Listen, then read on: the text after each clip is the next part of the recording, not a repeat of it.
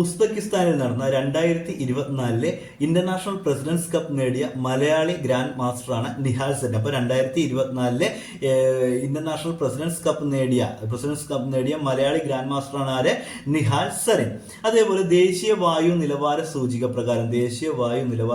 പ്രകാരം സംസ്ഥാനത്ത് 1ാം സ്ഥാനത്തും ദേശീയ തലത്തിൽ 4ാം സ്ഥാനത്തുമുള്ള ജില്ലയാണ് തൃശൂർ ജില്ല. അപ്പൊ ദേശീയ വായു നിലവാര സൂചിക പ്രകാരം സംസ്ഥാനത്ത് 1ാം സ്ഥാനത്തും ദേശീയ തലത്തിൽ 4ാം സ്ഥാനത്തുമുള്ള ജില്ല ഏതാണ്?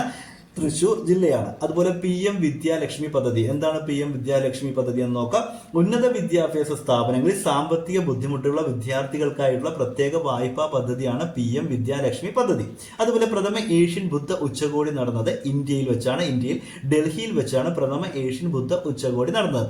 ഈ പ്രഥമ ഏഷ്യൻ ബുദ്ധ ഉച്ചകോടിയുടെ പ്രധാന പ്രമേയം എന്ന് പറയുന്നത് ഏഷ്യയെ ശക്തിപ്പെടുത്തുന്നതിൽ ബുദ്ധധർമ്മത്തിന്റെ പങ്ക് എന്നുള്ളതാണ് പ്രഥമ ഏഷ്യൻ ബുദ്ധ ഉച്ചകോടിയുടെ പ്രധാനപ്പെട്ട തീമായിട്ട് അവതരിപ്പിച്ചത്. അതുപോലെ ഇന്ത്യയിലെ ഏറ്റവും മികച്ച സമുദ്രബന്ധന സംസ്ഥാനമായിട്ട് തിരഞ്ഞെടുക്കപ്പെട്ടത് കേരളമാണ്. എന്താണ്? ഇന്ത്യയിലെ ഏറ്റവും മികച്ച സമുദ്രബന്ധന സംസ്ഥാനമായിട്ട് തിരഞ്ഞെടുക്കപ്പെട്ടത് നമ്മളുടെ സ്വന്തം കേരളമാണ്.